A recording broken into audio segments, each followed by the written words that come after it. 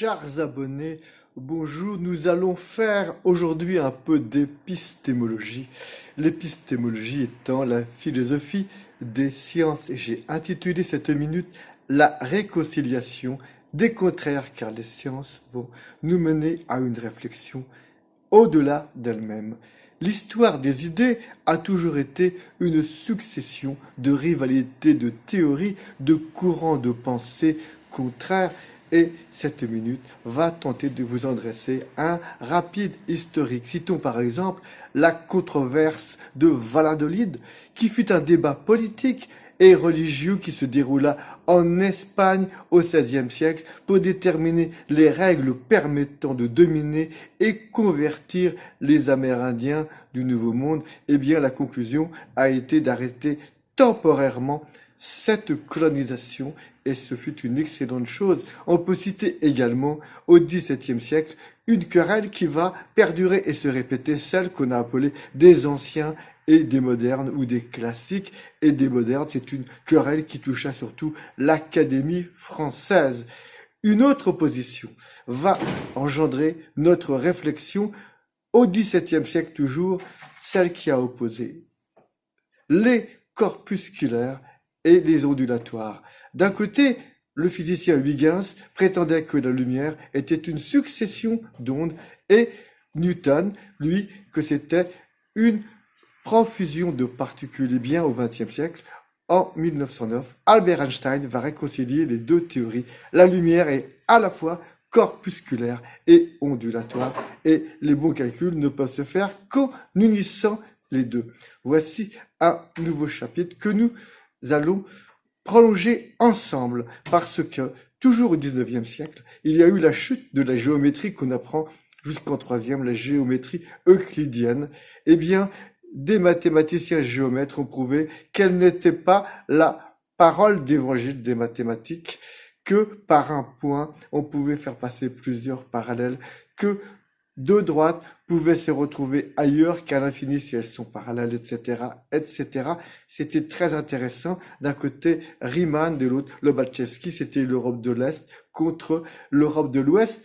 Mais au XXe siècle, lorsqu'on s'aperçut à nouveau, avec Einstein, que l'univers se présentait comme un ballon qui se gonflait, un ballon baudruche dans lequel quelqu'un soufflerait, eh bien, la géométrie euclidienne n'était plus valide, parce qu'on n'aurait jamais pu envoyer une fusée dans l'espace avec la géométrie linéaire plane d'Euclide. Eh bien, on a repris les théories de Riemann et Lobachevsky, et donc, si l'univers se présente comme un ballon qui gonfle, on peut y tracer des cercles, comme dans une cible, et l'un disait, il faut calculer du côté concave, et l'autre du côté convexe. Eh bien, il a fallu à nouveau concilier les deux, et écouter Albert Einstein.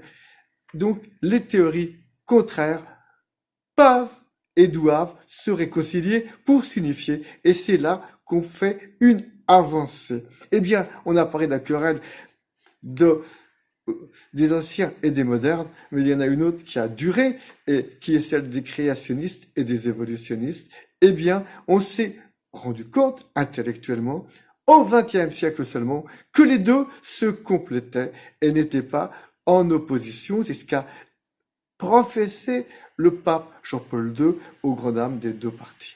On peut professer qu'il y a un créationnisme et un évolutionnisme. Les deux se complète. Eh bien, dans les querelles récurrentes, on va retrouver celles des modernes et des anciens.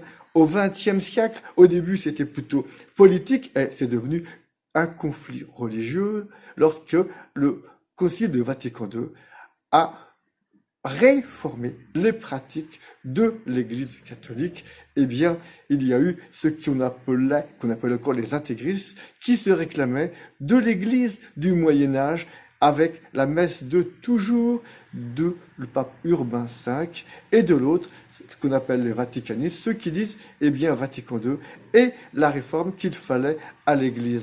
Eh bien, l'Église dite de toujours et l'Église d'aujourd'hui se sont réconciliées, et bien heureusement, mais seulement à la fin du XXe siècle. Et on va donc conclure que de toutes ces oppositions, il faut attendre non pas un vainqueur, mais une réconciliation des pensées et des croyances contraires. Chers abonnés, chères auditrices, chers auditeurs, je vous laisse cogiter et bien entendu vous réconcilier éventuellement avec vous-même.